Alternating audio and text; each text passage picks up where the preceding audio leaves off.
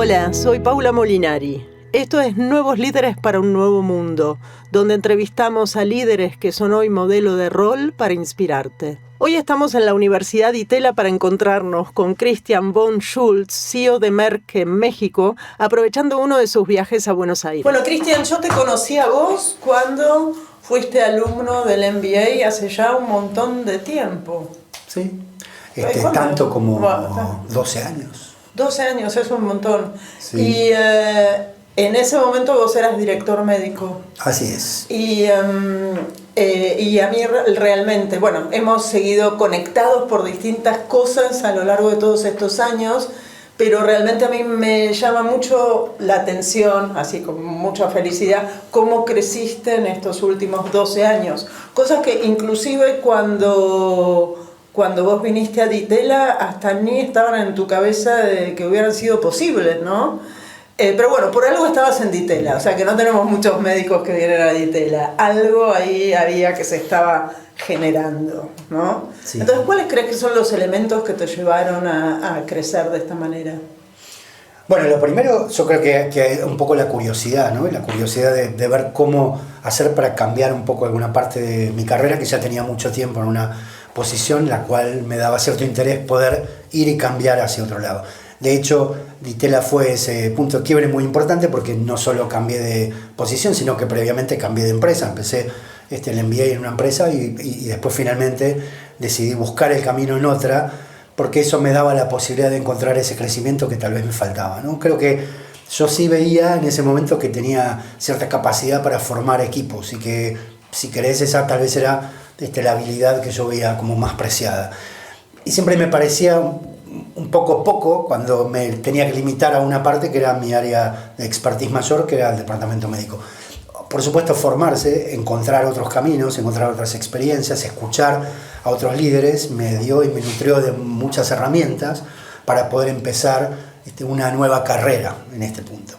Aún así, cuando uno cree que ya está preparado para ese salto, cuando el salto llega, tal vez el salto era muy grande o era más grande de lo que uno pensaba, y en una empresa farmacéutica tener una responsabilidad de dirección médica, aun cuando fuera regional, siempre plantea nuevos desafíos cuando uno salta a una posición que ya tiene otras responsabilidades. Y sí, uno comete ese error, ¿no? Decir que ya está y que ya está preparado y ya está listo, pero cuando llega y las cosas están ahí y uno está cada vez más arriba en la organización, se siente un poco esa soledad, ¿no? Ese lugar donde ya no hay a quien preguntar, donde ya todas las decisiones son muy trascendentes y donde ellas vienen todas a uno mismo, que normalmente, aun cuando las estudió y las vio y la teoría estaba ahí, la situación real no está tan presente en el hábito del día a día. Entonces, bueno, esos primeros meses donde pasé de director médico a director general de una filial en el Cono Sur, bueno, no fueron tan fáciles, ¿no? Entonces, diría que los primeros 2 a 3 meses los desafíos fueron grandes, importantes y a veces, por qué no decirlo, un poco desesperantes. Pero de cualquier forma creo que ahí el punto de apoyo fundamental fue lo mismo que me llevó a que tal vez me dieran la oportunidad de tener ese puesto. Y eso fue el equipo, ¿no? Entonces el equipo de trabajo y el expertise de cada uno y sentarse en una mesa en el cual somos un equipo trabajando juntos y no alguien que solo dice lo que hay que hacer, y encontrar el expertise de cada uno para tener esa fertilización cruzada, para aprender el uno del otro y encontrar la mejor forma para afrontar estos desafíos, que también es nuevo para el otro, ¿no? Porque muchas veces están acostumbrados a alguien, muchas veces viene del extranjero y tiene su receta y viene a hacer lo que hay que hacer con esa diferencia cultural.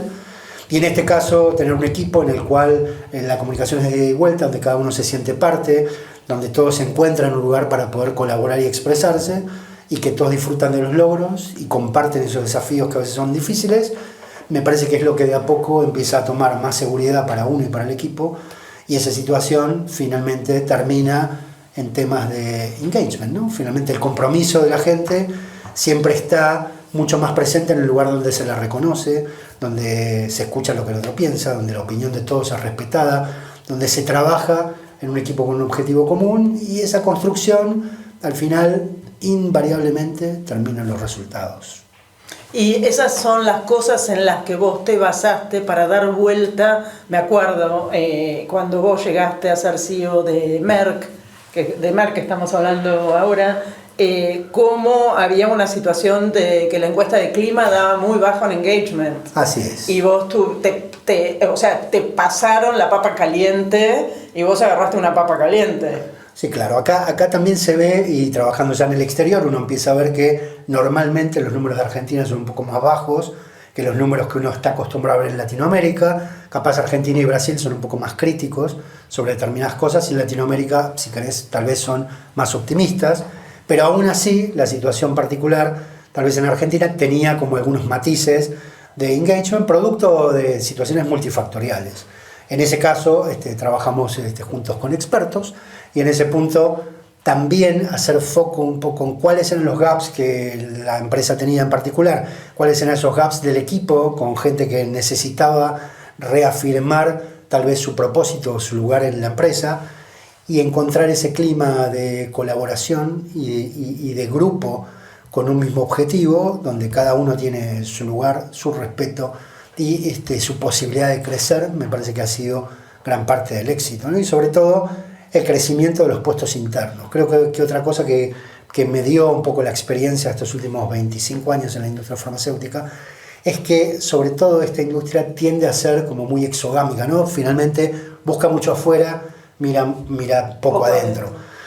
Y cuando uno mira poco adentro, normalmente la persona de adentro termina frustrada, aún cuando no necesariamente todos están preparados para hacerlo, pero poner el foco, encontrar la situación de cómo ayudar al equipo a desarrollarse, cómo buscar los gaps que cada uno pudiera tener para hacer un equipo de mejor rendimiento, y tener espacios de aprendizaje colectivos, que es algo que hicimos mucho y que hicimos también en la universidad. Es juntos vamos a aprender a hacer un equipo de alto rendimiento. Y creo que todo eso ha generado un ambiente tal que sí, el equipo se sintió con tal engagement que hoy en día, como me ocurre ayer, después de varios años de no estar aquí, entro hasta una empresa donde no para la gente de venir, estar, conversar y buscar ámbitos para seguir charlando y recordando lo que pasó en ese punto, ¿no? Y creo que ahí se me hizo como muy presente esa situación que muchas veces compartimos en términos de liderazgo, donde uno dice: no importa mucho lo que haces, sino cómo lo haces sentir al otro, ¿no? Y eso es lo que tal vez me reafirma muchas veces que forma parte de uno de los factores que tal vez me llevó a ser exitoso, que también tiene que ver con la capacidad de cada uno del equipo, y también tiene que ver con las circunstancias que a uno le tocan vivir en ese momento, y las circunstancias a veces son económicas, políticas, y siempre hay una pizca también de suerte, ¿no? Donde lo que uno hace también todo se alinea de manera tal. Sí, pero más allá de la suerte, yo creo que Merck te haya ofrecido pasar a una posición en México con una complejidad mucho mayor. Es más, con tal ahora, o sea, debe haber creído en tu potencial, porque de alguna manera el salto en complejidad fue muy grande.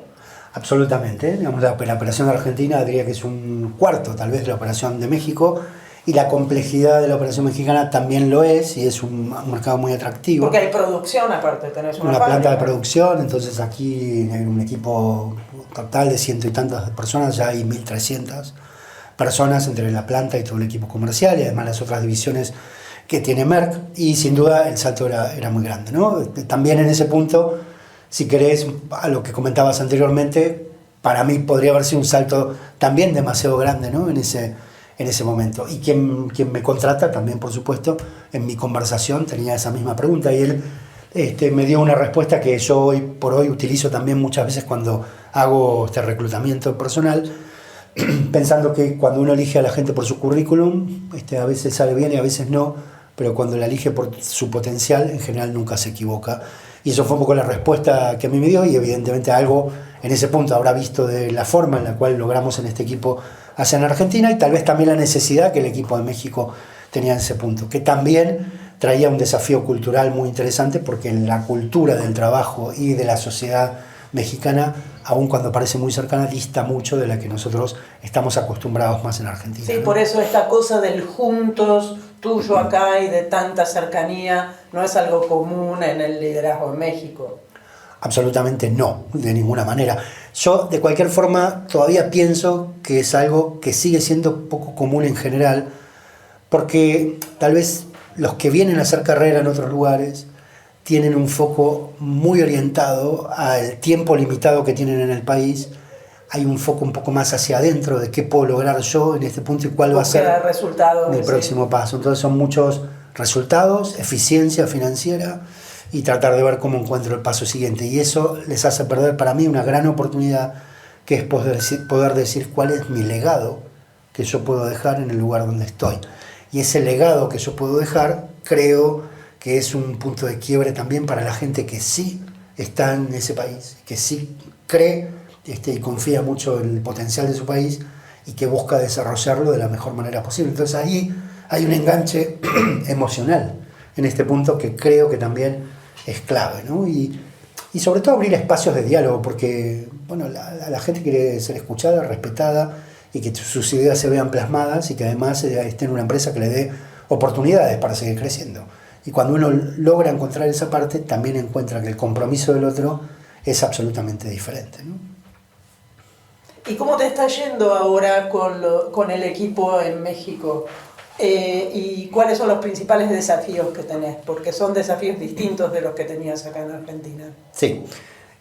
Bueno, primero hay una situación de volumen, los mercados son distintos, el mercado público es un mercado muy particular, que además en este momento pasa por un momento de menor comunicación entre empresa y Estado. Entonces la situación de ir y buscar esos canales de comunicación se hace en un desafío más importante, y siendo el mercado público tan importante también, claramente es parte del éxito que uno puede buscar en la empresa, ¿no? Entonces el primer punto es, hay un desafío cultural, porque la situación en México, tal vez en términos de complejidad, distribución, canales y particularmente de seguridad, es absolutamente distinta de la que nosotros vivimos aquí.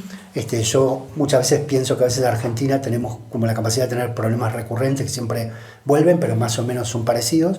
Y en México cada mañana uno encuentra un problema nuevo, diferente, al que enfrentar, y que además es muy interesante enfrentar con la mirada de cada uno de ellos, que tiene su experiencia, que a uno le falta cuando llega a un país extraño, ¿no? Entonces creo que ahí sí el fortalecimiento del equipo es fundamental. Por supuesto, también tiene algunas dificultades un poco más técnicas, que son regulatorias o de acceso, es decir, la accesibilidad que nosotros vemos de medicamentos en la Argentina dista mucho de los tiempos y la accesibilidad que existe de medicamentos de biotecnología de muy alto desarrollo en México. Ese gap es un gap importante para empresas multinacionales y hay que trabajar mucho para que esa situación cambie. Pero también es la conexión con cada una de las personas del equipo es absolutamente distinta de la que uno normalmente viene acá. Me gusta siempre contar una anécdota, que yo llegué en la pandemia, ¿no? Entonces estaba la apertura de la pandemia y junté a un equipo directivo que era la primera vez que se veía en persona, nunca se habían visto. Entonces yo naturalmente pregunté cómo eran las costumbres. Bueno, en vez de hacer un almuerzo a la 1, había que hacerlo a 2:30, y yo dije 2:30, a las 5:30 tengo un par de llamadas y sigo mi vida. Y nunca más pude salir de ahí hasta las 12 de la noche, porque la forma de vincular en estos puntos es muy diferente. Hay una necesidad también de estar, de vincular, de conversar, de pasar un tiempo, y en ese punto de pasar ese tiempo es donde las cosas ocurren. Entonces, hoy en día mis comités directivos mensuales ya no son en una sala tradicional ni en horas tradicionales, sino que empiezan a las 2 de la tarde y terminan a las 12 de la noche, son en mi casa, y tenemos un ambiente en el cual podemos charlar y trabajar mucho más productivamente que en otro lado. Y algún día no lo pude hacer en mi casa y lo hicimos en un lugar externo. Y ese día fue el peor día de trabajo que tuvimos. No hicimos nada, nos fuimos temprano y ahí no pasó. Y todos me pidieron volver al mismo ámbito en el cual estamos de esa forma, ¿no? Entonces, creo que tener esa apertura a la situación del desafío cultural, de entender que las costumbres del otro no son las nuestras, de cómo uno se adapta y de cómo uno encuentra ese tema, también son parte para mí de lo que hoy pasa. Pero lo que aprendí también, y la verdad que lo aprendí en estas aulas, es cuando un equipo tiene confianza entre ellos, eso hace toda la diferencia.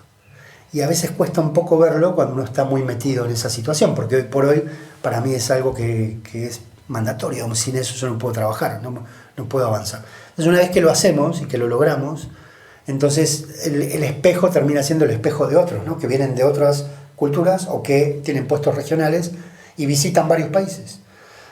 Y hoy en día, cuando ven el equipo de México, empiezan a ver el equipo más maduro, el más profesional, el que tiene más resultados, el que tiene más logros. No veo otro lugar donde la gente se exprese con tanta libertad. hicimos una mesa de jóvenes talentos. Estaba yo, una directora de recursos humanos local, pero también la directora de recursos humanos regional y mi jefe. Eran 10 personas, tenían menos de 30 años. Todos ellos hablaron con tanta naturalidad y pudieron expresar cosas que no les gusta, que cuando ellos lo vieron no podían creerlo, porque dicen, qué raro esta gente, que son todos de veintitantos, estando el director general y la directora de recursos humanos, lo dijeron como si nada pasara y era normal, y lo atendimos sin problema y se fueron con una impresión muy interesante. Y esa situación es el producto final de un trabajo largo, y ese trabajo largo para mí es la construcción de confianza. Mis puertas siempre están abiertas, tengo llamadas con los colaboradores permanentes en cualquier momento, visito las ciudades de asiento donde tenemos mucha gente ahí, compartimos 3 o 4 horas donde la gente es abierta. Acá estoy para solucionar las cosas, ustedes me cuentan, lo vemos, lo charlamos. He descubierto cosas a veces muy interesantes de oportunidades y a veces cosas muy tristes que tienen que ver con temas también de la cultura, y cuando la cultura es muy dura en algunos puntos y sobre todo para el trabajo de la mujer se transforma en un tema tremendo. Y me ha pasado en una última reunión que alguien me pidió hablar conmigo en privado, era a la noche, la tarde, a las 12 de la noche, me cuenta una historia fea, terrible que vivió en el pasado con alguien que era su jefe y que había una situación de abuso y de acoso permanente, y tal vez ella no podía hablar o no se animaba o nadie la escuchaba, y volvía a su casa y le decía a sus hijos, ustedes tienen que estudiar porque no quiero que a ustedes les pase lo que me está pasando a mí. Era una situación muy, muy triste, ¿no? Y finalmente esa persona ya no estaba más en la organización, pero a mí me hizo ver qué tan tarde nosotros llegamos en culturas de ese estilo, que al final lo resolvemos, pero el daño muchas veces ya está hecho, es altísimo, y lo que uno se siente aún sin haber estado yo ahí, responsable de ese cambio, ¿no? De esa necesidad de atender esos temas. Esa situación, igualmente, en la nueva oportunidad que uno tiene de hacer las cosas distintas, también son cosas que no se olvidan, ¿no? Que quedan, y que quedan también en el inconsciente colectivo de un equipo directivo que tiene que saber que es un tema que tiene que ser prioritario en la agenda, que hay que ocuparse, porque finalmente los temas de gente son los que mueven a las empresas. Y podrán tener buenos productos, podrán tener buenas oportunidades del mercado, pero si la gente no está así como a bordo y pensando que lo que hace tiene un propósito, en el caso de la salud, el propósito está muy claro, pero a veces se pierde, ¿no? Y a veces se pierde porque todas estas empresas siempre dicen, yo pongo al paciente en el centro, pero muchas veces es un eslogan, pero cuando uno lo hace de verdad, no saben lo poderoso que esta situación existe. En mi oficina de dirección tengo una silueta. Es una silueta que es de una persona. Diría una persona, no es ni hombre ni mujer, que la cara está borroñada, tiene un nombre, su nombre es René, y está ahí y corporiza al paciente, presente en cada una de nuestras decisiones de directorio. Y a veces hay dudas, y les juro que diríamos, pensemos qué pensaría René si nosotros tomamos esta decisión. Y hemos cambiado decisiones impresionantes. Qué bueno, qué bueno. Sí. Bueno, y esta cosa que vos decís de tener el propósito tan claro, bueno, ahora voy a poner mi comentario malicioso, porque yo hablo siempre de líderes con propósito, vos sabés, pero la verdad que son muy escasos, muy escasos. Yo creo que se dan algunas circunstancias. Una, la que comentaba tal vez antes, la gente bien llega en un momento de su carrera que está buscando crecimiento, le tiene que ir bien rápido, y tiene que tener una operación exitosa y ver dónde saltan la próxima. Eso a veces confunde el verdadero objetivo que uno tiene que tener como una empresa responsable en un país, que es, dejo de pensar que le saco yo al mercado, sino que voy a dejar en el mercado en este punto, ¿no? Creo que eso hace a una empresa exitosa, porque al final toda esa gente que trabaja en la empresa va realmente a empujar por un resultado cuando ve que en su lugar, en su país, en su tierra, en su familia, está existiendo cambios importantes que van a quedar en México, y es independiente de a quién le tocó estar en ese momento.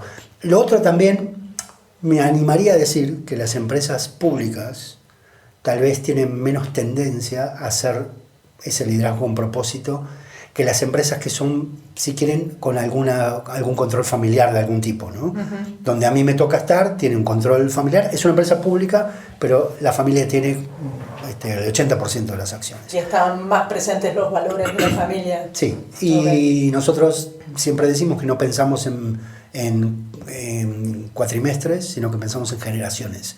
Entonces lo que uno finalmente termina haciendo va a ver cómo impacta la generación que sigue. Y eso implica cantidad de cosas obvias y propias de la sustentabilidad de hoy en día, de cualquier gran empresa que igual tiene esos valores muy puestos y pensar en la visión 2030 y en el impacto de la huella de carbono, en el consumo de energía no renovable, todo lo que eso significa en términos de equidad de género, del respeto por el trabajo. Eso normalmente siempre está presente, pero está presente muchas veces globalmente, ¿no? Y sobre todo tienden a hacerse mucho más serio en países centrales, pero dejan un poco de lado a veces países emergentes, como nos toca en la región que nos toca vivir.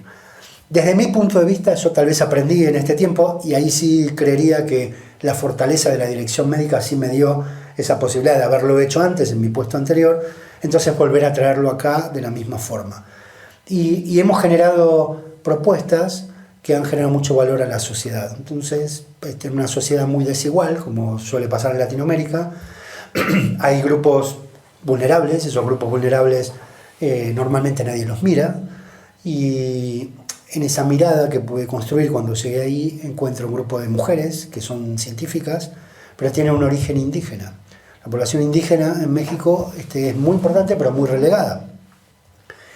Esas chicas, cuando uno interactúa y las conoce, empieza a ver que viven en una sociedad realmente con valores más precarios, donde la mujer está, vamos a decir, condenada a casarse tempranamente y tener hijos, y es el cuidado del hogar lo que tiene como propósito, y ahí está.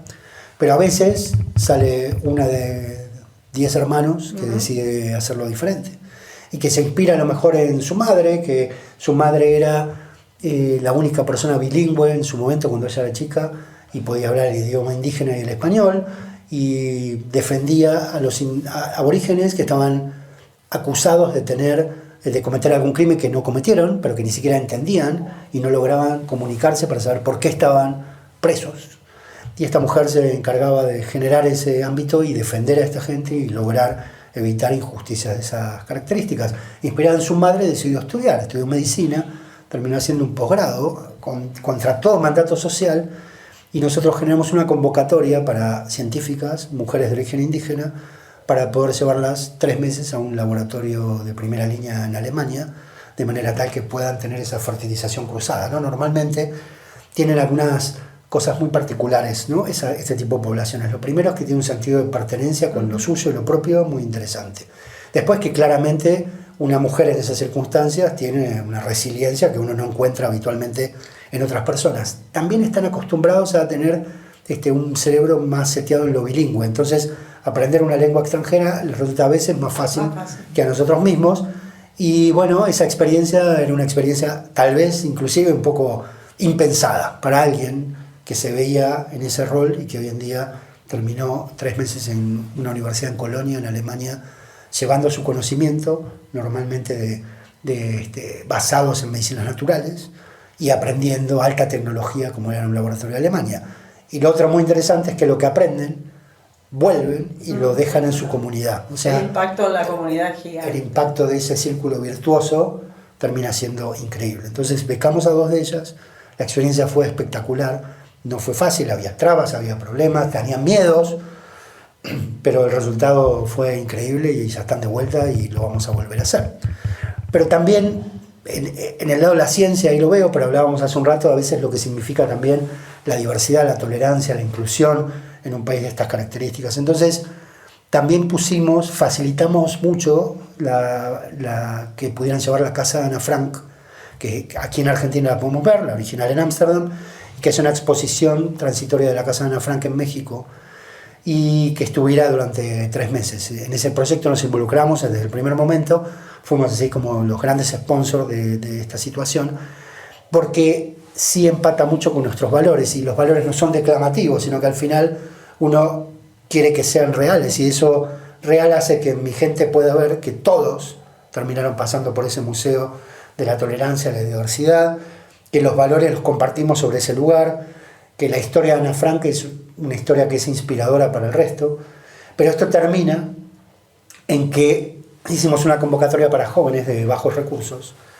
que tuvieran que hacer un ensayo sobre qué era el legado de Ana Franco, qué le significa, y con un jurado de gente absolutamente independiente, enviamos a chicos de México junto con un grupo latinoamericano a visitar la casa de Ana Frank en Ámsterdam, la Corte Internacional de la Haya, y pasar una experiencia comunitaria con gente en Latinoamérica para que también vivan esa experiencia. Entonces, lo que digo es, cuando lo declamativo se convierte en real, entonces las oportunidades se multiplican de otra forma. Y la gente siente que si está en una empresa diversa, que está en una empresa inclusiva, porque no solo lo dice, sino que además lo hace, ¿no? Y recientemente hemos creado un nuevo Rainbow Squad, en donde increíblemente, de a poco, 3 o 4 personas empezaron a poder surgir con esta iniciativa, y hoy hay más de 20 que han podido conversar sobre un tema muy complejo, que normalmente en una sociedad muy machista y que relegaba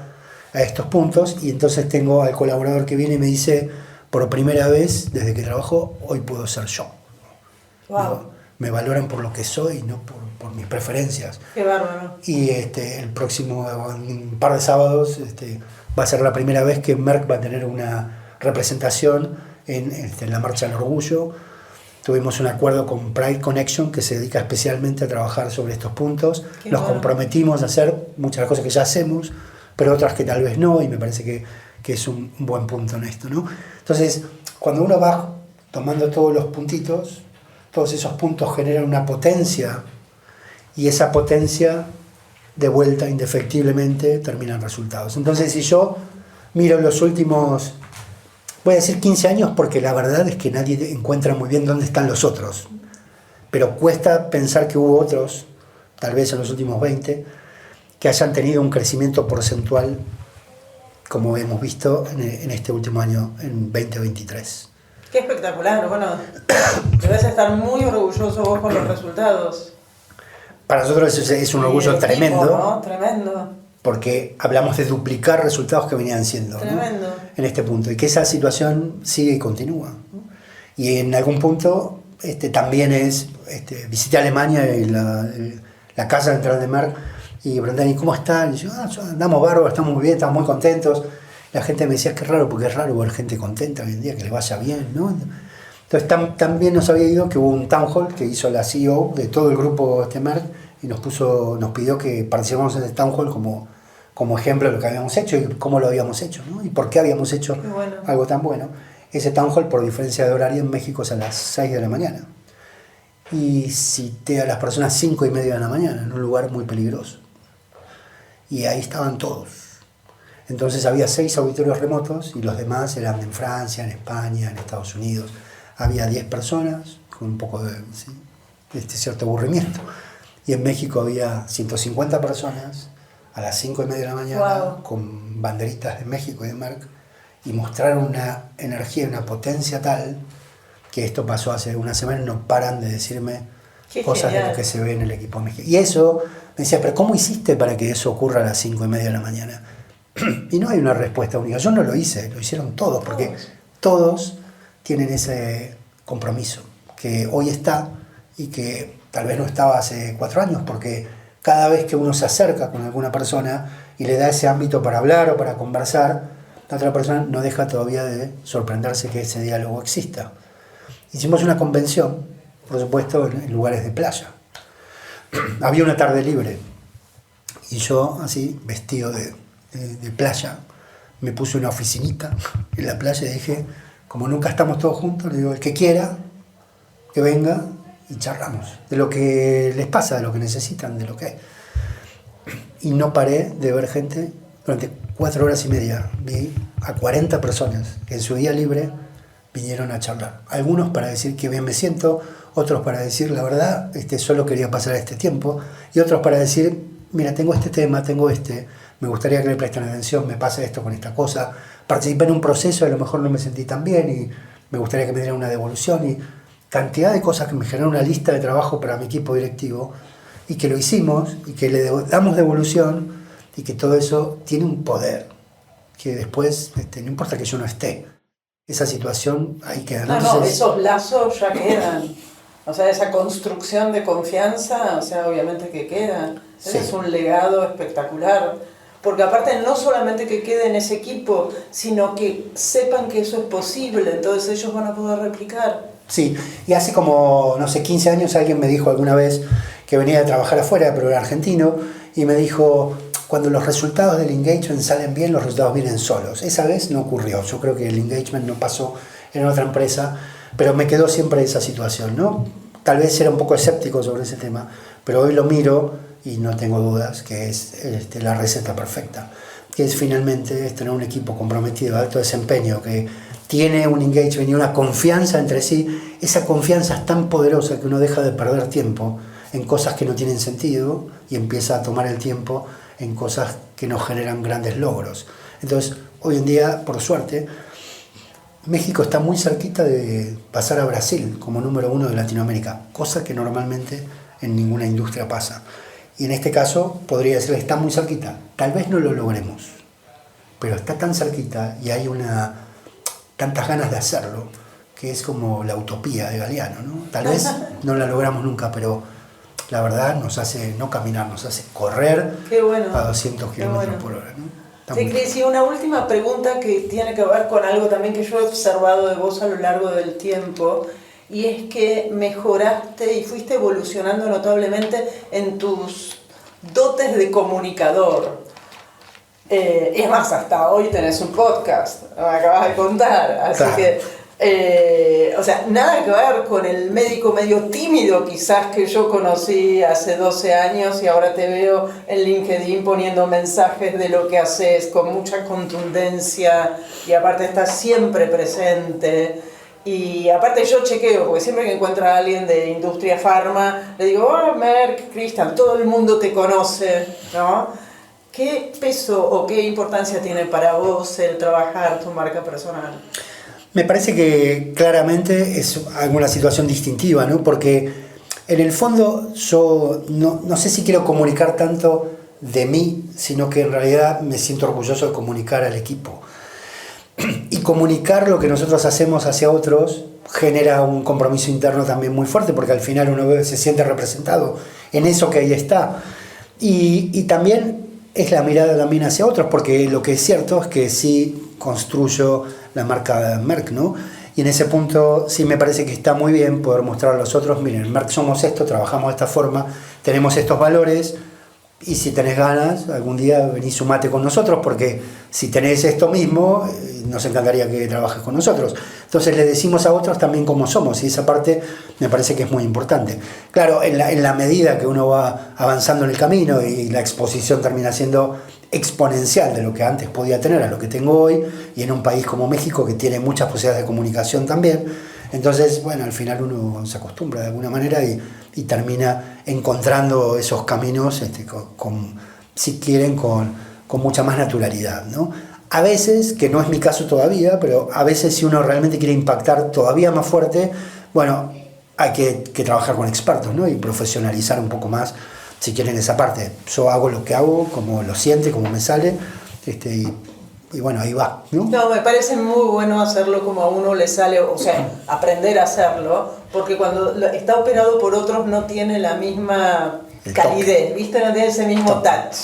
Sí. Así que me parece que me está mejor lo espontáneo y lo personal, pero me parece que esa fue una evolución muy fuerte que yo he visto. Y esto, como para cerrar, ¿qué podrías decir? Yo creo que estas son las 3 cosas de mi liderazgo que me diferencian de otros, bien sintéticamente. Lo primero que me parece es que yo soy una parte más del equipo, ¿no? Yo soy el equipo, no soy el líder yo soy el equipo y trabajo de la misma forma que los otros. El espacio de apertura en la comunicación, ¿no? Es muy importante. Algún día alguien llamado Paula me enseñó, uno tiene que preguntarle al otro lo que quiere y ver cómo puede realmente dárselo, pero si uno no tiene la oportunidad de hacerlo ni de preguntarle, o no genera el espacio, no genera la confianza, nunca nadie le va a decir lo que realmente duele, y menos en culturas complejas donde no quieren decir que no y tampoco les gusta decir las cosas feas. Entonces hay que realmente motivarlo de alguna forma, hay que generar el espacio. Porque la única manera de corregir lo que no está bien es enterarse, saberlo y cambiarlo, porque si no solamente va a quedar ahí y eso no pasa. Entonces, la comunicación y la apertura creo yo que siempre ha sido una cosa muy distintiva. Llegar a un lugar y poner, no sé, 2 horas de puertas abiertas una vez por semana para que la gente venga y hable conmigo, es algo que, por supuesto, uno lo aprende cuando se capacita para eso, pero haberlo hecho me suena extremadamente poderoso. Lo otro que me parece es esa mirada en la persona y en la sociedad, ¿no?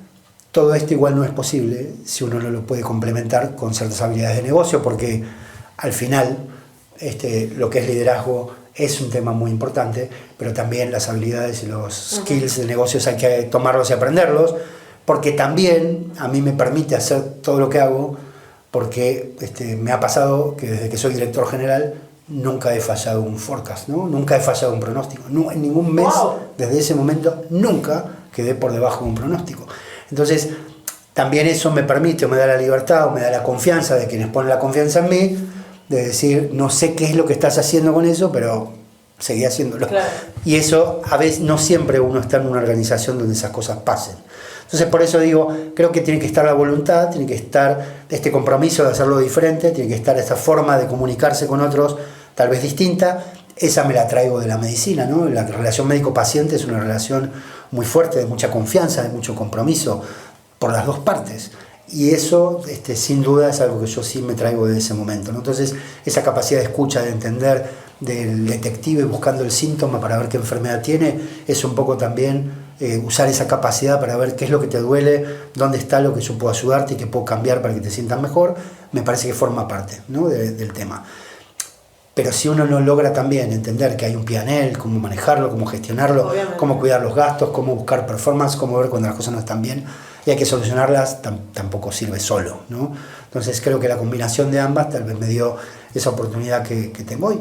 Y ojalá siga así, no sé, no fallen los forecasts, pero también se puede fallar y permitir el error y entender que nos podemos equivocar, simplemente sentarnos, charlarlo, aprender de él, seguir adelante. También es un punto, ¿no? La gente tiene mucho miedo de equivocarse y de sus consecuencias. Entender que cuando vos te equivoques, yo voy a estar con vos, al lado tuyo, y no arriba tuyo. Y poder ver qué nos pasó, qué hicimos mal, cómo lo vamos a hacer distinto, y ser comprensivo con esa parte, me parece que también da una situación que la gente arriesga más de lo que arriesgaría en otro momento, porque sabe que aun cuando se equivoque, el objetivo está bueno. Tiene respaldo aparte. Sí, por eso la utopía de decirme, yo quiero llegar ahí, pero si no llegamos, bueno, pasa también. Bueno, gracias Cris, y te agradezco muchísimo que viniendo 3 días a Buenos Aires te tomes este rato para venir a Ditela, donde te gusta volver siempre. Siempre. Y acá estamos en Ditela hablando de liderazgo y ha sido un placer este encuentro con vos. Gracias. Igualmente, y acá siempre estoy para volver a mi casa.